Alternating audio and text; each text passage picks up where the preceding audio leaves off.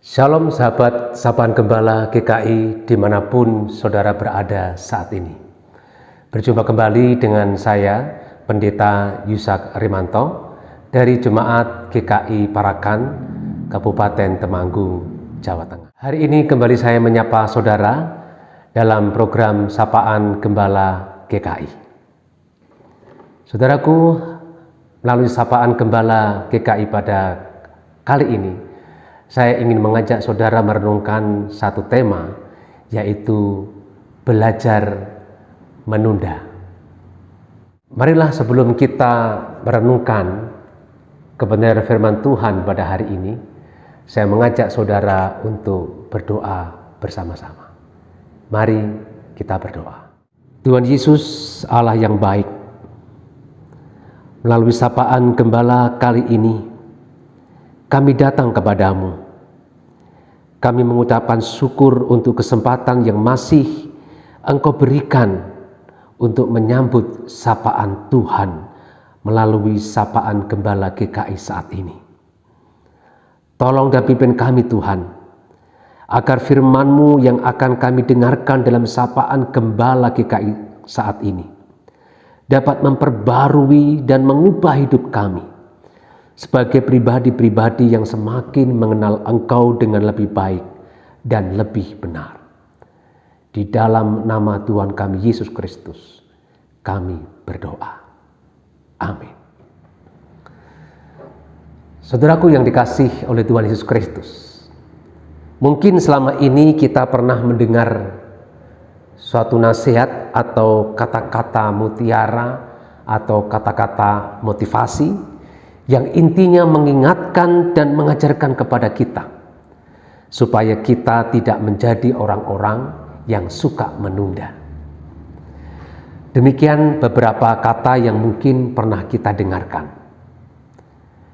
Kalau bisa dikerjakan sekarang, mengapa dikerjakan besok?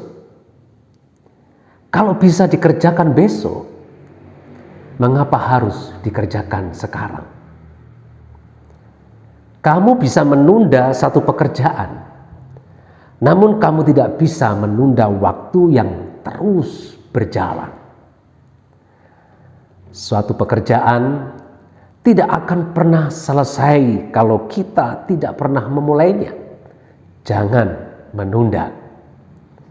Sukses itu sekarang, bukan nanti. Maka jangan menunda-nunda, tapi berjuanglah hari ini. Jangan menunda apa yang kamu bisa kerjakan pada hari ini. Penundaan hanya menciptakan dirimu tertinggal. Saudaraku, semua kata-kata jangan menunda dalam kata-kata motivasi tadi, saudaraku, semuanya itu adalah baik dan saya sangat setuju. Tetapi saudaraku, bukankah dalam konteks atau dalam situasi tertentu menunda terkadang kita perlukan?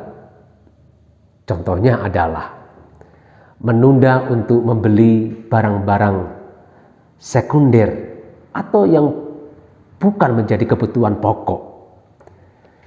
Selama kebutuhan primer atau kebutuhan pokok kita belum tercukupi. Saudaraku, bukankah banyak orang seringkali terjebak dalam kemiskinan, terlilit hutang, termasuk hutang pinjol, pinjaman online? Salah satu penyebabnya adalah karena tidak bisa menunda untuk membeli barang-barang yang sebenarnya belum menjadi kebutuhan utama, tetapi karena demi mengikuti gaya hidup semata, orang seringkali membeli barang-barang sekunder itu. Jadi saudaraku, berdasarkan fakta yang terjadi di atas, menunda itu tidak selamanya buruk. Ada segi positif dari penundaan itu. Karena itulah saudaraku, kita perlu belajar untuk menunda. Saudaraku, Tuhan Yesus pun pernah menunda karya yang seharusnya dia kerjakan. Kapan itu, saudara? Mari kita baca bacaan firman Tuhan pada hari ini di dalam Yohanes 11 ayat yang ke-6 sampai ayat yang ke-7. Firman Tuhan berkata demikian, namun setelah didengarnya bahwa Lazarus sakit, ia sengaja tinggal 2 hari lagi di tempat di mana ia berada. Tetapi sesudah itu ia berkata kepada murid-muridnya, mari kita kembali lagi ke Yudea.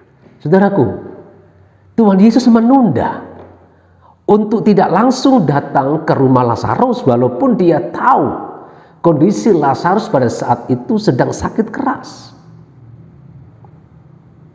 Dia tahu kondisi Lazarus sedang dalam kondisi yang sangat kritis karena penyakitnya. Tetapi dia sengaja tidak langsung datang ke rumah Lazarus untuk menyembuhkannya. Tetapi dengan sengaja dia menundanya. Dikatakan dalam bacaan tadi, saudaraku, ia sengaja tinggal 2 hari lagi di tempat di mana dia berada. Dia tidak langsung pergi ke rumah Lazarus. Dengan penundaan itu, seolah-olah Tuhan Yesus tidak peduli kondisi Lazarus yang sedang sakit keras. Pertanyaannya adalah, mengapa Tuhan Yesus menunda untuk menolong Lazarus? Yang jelas, saudaraku, Tuhan Yesus bukanlah Allah yang suka menunda-nunda. Dia bukan Allah yang suka menunda-nunda pekerjaan dan karyanya. Bukan karena dia belum siap untuk menolong Lazarus. Bukan juga karena dia tidak sanggup untuk menolong Lazarus. Bukan juga karena dia tidak punya kuasa untuk menolong dan menyembuhkan Lazarus. Tidak sama sekali. Tetapi dia menunda karena dia punya alasan yang tepat. Mengapa dia tidak langsung menyembuhkan Lazarus? Karena dia adalah Allah yang tahu dengan tepat kapan sesuatu harus dikerjakan, kapan sesuatu harus ditunda lebih dahulu. Dengan penundaan itu, saudaraku, dia ingin menyatakan karya Allah yang lebih besar, yaitu supaya orang banyak itu tahu bahwa Yesus itu adalah Tuhan, bukan sekedar manusia biasa. Mengapa ini? Mengapa demikian, saudaraku? Karena dalam pemahaman orang banyak pada zaman Yesus, saudara, orang itu dikatakan benar-benar sudah mati kalau sudah melewati hari ketiga. Kalau ada orang mati dan itu hidup lagi atau dihidupkan oleh orang sebelum melewati hari yang ketiga, itu bukan sebuah mukjizat. Itu adalah hal yang biasa. Bisa jadi orang yang mati itu hanya mati suri atau belum benar-benar mati. Karena itulah ketika Yesus dengan sengaja datang ke rumah Lazarus pada hari yang keempat, saudaraku, hal itu untuk menunjukkan bahwa Yesus bukan manusia biasa. Dia adalah Allah atas kehidupan dan kematian. Dialah Allah yang sanggup memberikan jaminan hidup dan mati kita.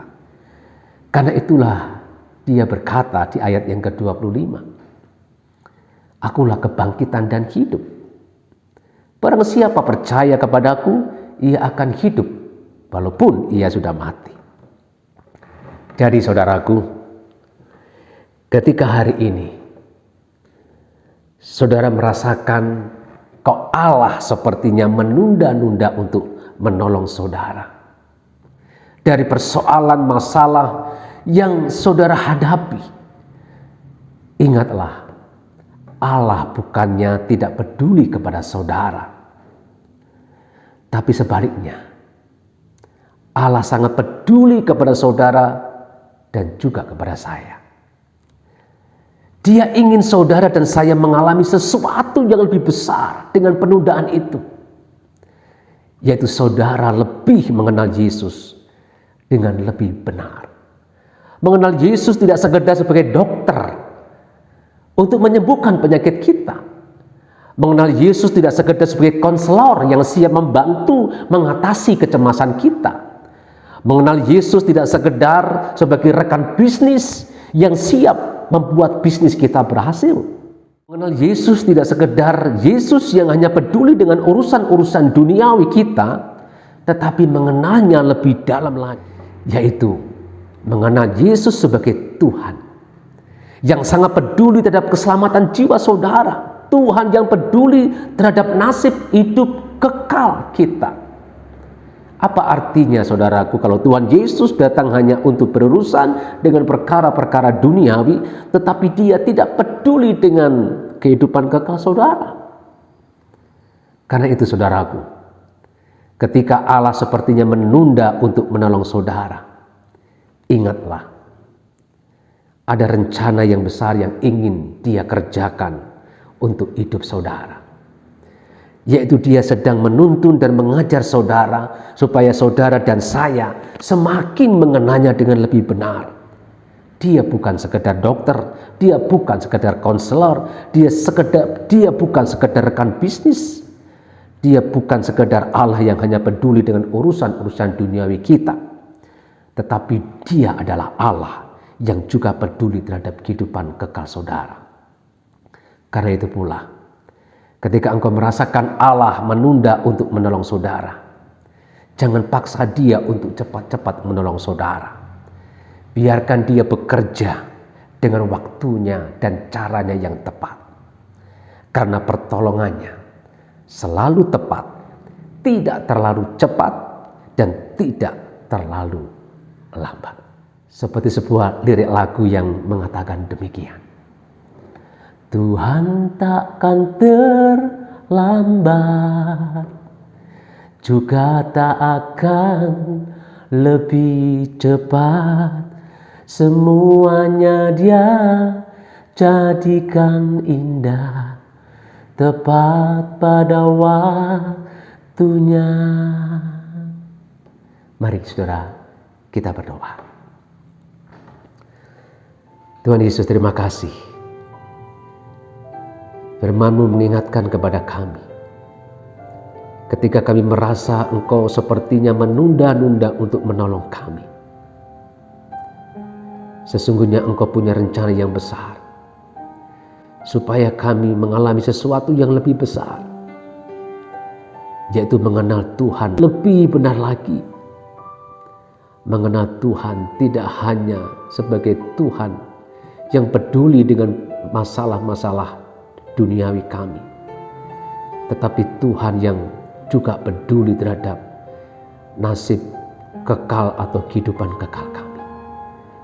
Tolonglah kami Bapa, supaya kami diberikan kekuatan dan kemampuan oleh Tuhan untuk bisa menanti waktu Tuhan yang tepat, tidak lambat dan tidak terlalu cepat. Terima kasih ya Tuhan. Dalam nama Tuhan kami Yesus Kristus, kami berdoa. Amin.